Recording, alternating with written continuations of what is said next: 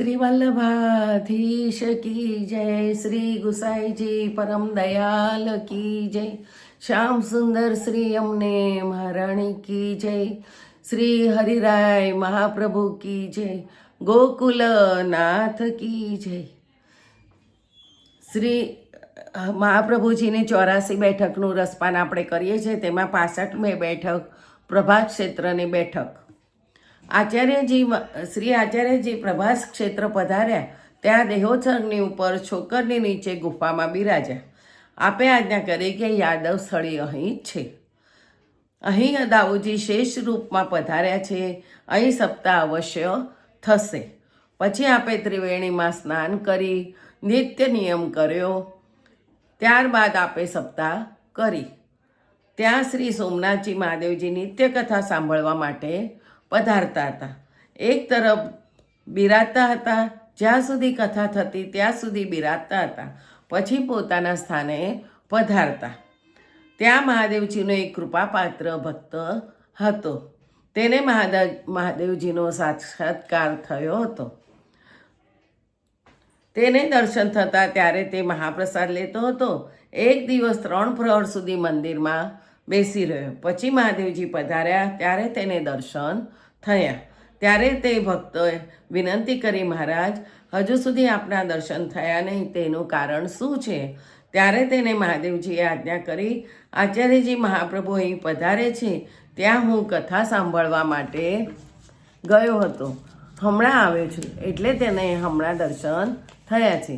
ત્યારે ભક્તે વિનંતી કરી, મહારાજ, મને શ્રી મહાપ્રભુજીના દર્શન કરાવો. મહાદેવજીએ કહ્યું કે તું દેહોત્સર્ગ તીર્થ પર જા, ત્યાં તને દર્શન થશે. તું તેના શરણે જજે. ત્યારે તે ભક્ત આચાર્યજીના દર્શન માટે આવ્યો. આવીને તેણે આચાર્યજીના દર્શન કર્યા. સાષ્ટાંગ દંડવત કરીને વિનંતી કરી, મહારાજ, કૃપા કરીને મને શરણમાં લો. આચાર્યજીએ કહ્યું, તું મહાદેવજીનો કૃપાપાત્ર થઈને અમારી શરણે આવવા કેમ કહો છો? ત્યારે તેણે પ્રાર્થના કરી, મહારાજ, મને મહાદેવજીએ મોકલ્યો છે. આપે આજ્ઞા કરી તું સ્નાન કરીને આવ. ત્યારે તે સ્નાન કરીને આવ્યો. ત્યારે આચાર્યજીએ તેને નામ સંભળાવીને વૈષ્ણવ કર્યો. પછી આપે સપ્તાહની સમાપ્તિ કરી. ત્યારે ત્યાં મહાઅલૌકિક આનંદ થયો. ત્યારબાદ શ્રી આચાર્યજીએ પ્રભાસ ક્ષેત્રના પંચતીર્થોની પરિક્રમા કરી. આવું મહાત્મ્ય જોઈને ત્યાં અનેક જીવ આપના શરણે આવ્યા. હવે આવી બેઠક 66મી માધવપુરની બેઠક. શ્રી આચાર્યજી મહાપ્રભુજી બેઠક માધવપુરમાં કદમ કુંડની ઉપર છે. ત્યાં બિરાજ્યા. ત્યાં દામોદરદાસને આજ્ઞા કરી. અહીંયા રૂકમણીજી અને શ્રી કૃષ્ણનો વિવાહ થયો હતો. વિવાહ ચૌર્યતાથી થયા. તે વિવાહની જગ્યા સ્થાન અહીં છે. શ્રી કૃષ્ણ રૂકમણીજી સહિત ગઢ જોડાથી સ્નાન કર્યું. અહીં કદમકુંડ છે. પછી બધા ઋષિ મંડળે સ્નાન કર્યું. આવું કહ્યા પછી આચાર્યજીએ શ્રી માધવરાયજીના દર્શન કર્યા. આચાર્યએ સાષ્ટાંગ પ્રણામ કરી વિનંતી કરી, મહારાજ, આપ અહીં કેમ બિરાજો છો? માધવરાયજીએ કહ્યું કે એક બ્રાહ્મણ મને નિત્ય 1 લોટો જળથી સ્નાન કરાવે છે. તેને આપ સેવા પ્રકાર શીખો.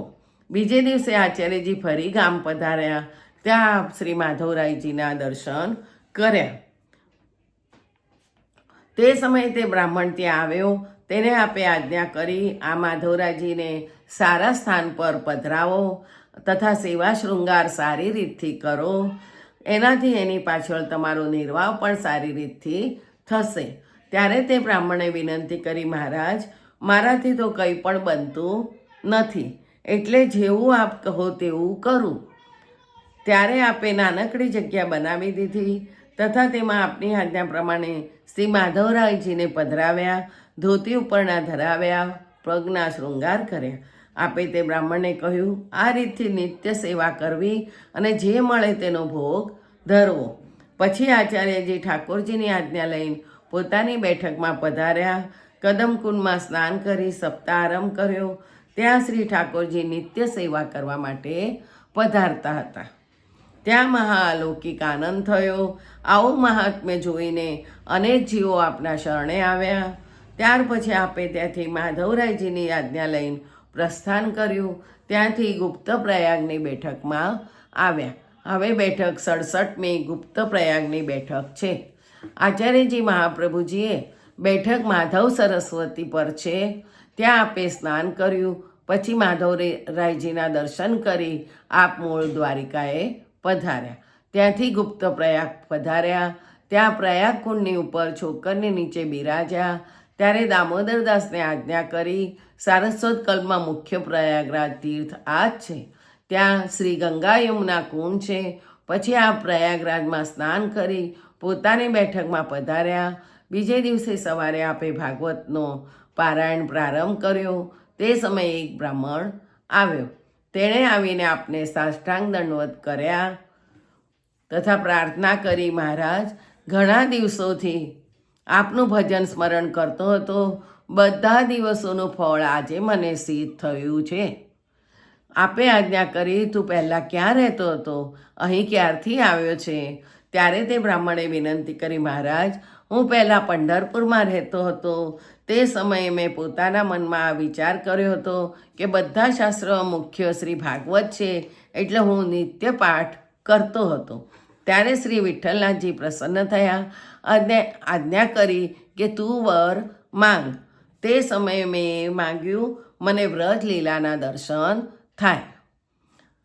આપે આજ્ઞા કરી, તે એવું વર માગ્યું છે જે કોઈને આપી શકાય નહીં, પરંતુ મારું વરદાન ખાલી જશે નહીં.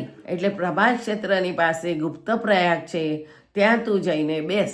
થોડા દિવસ પશ્ચાત શ્રી પૂર્ણ પુરુષોત્તમનો અવતાર થશે. તેનું નામ શ્રી વલ્લભાચાર્યજી જગતમાં પ્રસિદ્ધ છે. તે પૃથ્વી પરિક્રમાથી સફળ તીર્થોને સનાત કરશે.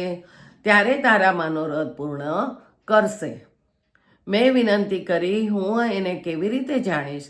ત્યારે શ્રી વિઠ્ઠલનાથજીએ આજ્ઞા કરી, જે દિવસે શ્રી વલ્લભાચાર્યજી પધારશે તે દિવસે હું તને બતાવીશ. હું તે દિવસે આપનું ભજન સ્મરણ કરું છું. આજે મને શ્રી વિઠ્ઠલનાથજીએ બતાવ્યું છે. તું જેને માટે ભજન સ્મરણ કરે છે તે શ્રી વલ્લભાચાર્યજી અહીં પધાર્યા છે. તારા બધા મનોરથ પૂર્ણ કરશે. એટલે મહારાજ, હવે હું અહીં આવ્યો છું. મારી વિનંતી છે, આપ મારો ઉદ્ધાર કરો. ત્યારે આચાર્યજીએ આજ્ઞા કરી, હવે તું પ્રયાગ કુંડમાં સ્નાન કરી આવ. પછી આચાર્યજીએ તેને નામ સંભળાવ્યું. તેને આજ્ઞા કરી, આજથી 8મા દિવસે તારો અંતકાળ થશે. ત્યારે શ્રી ગિરિરાજજીની તળેટીમાં તારો જન્મ થશે. ત્યાં તારું ગોપીદાસ ગોવાળ નામ હશે. ગુસાઈજી તને અંગીકાર કરશે અને ગાયોની સેવામાં રાખશે. તે સમયે શ્રીનાથજી તને બધી લીલાઓના દર્શન કરાવશે. આવી આચાર્યજીએ આજ્ઞા કરી. ત્યારે તે બ્રાહ્મણ સાષ્ટાંગ દંડવત કરીને કહ્યું, નિજે છાત કરીષ્યતિ. પછી આપે સપ્તાહની સમાપ્તિ કરી. ત્યારે મહાલૌકિક આનંદ થયો. તે બ્રાહ્મણ દંડવત કરીને પોતાના આશ્રમે ગયો. તેની પાછળનો તેનો કાળ આવ્યો. તપશ્ચાત આચાર્યજીએ પોતાના ચરણારવિંદની રથ દ્વારા ત્યાં અનેક તામસી જીવોનો અંગીકાર કર્યો. પછી આપે ગુપ્ત પ્રયાગથી પ્રસ્થાન કર્યું તથા ગુજરાતમાં તગડીમાં પધાર્યા. તે આવતીકાલે. જય જય શ્રી ગોખલેશ.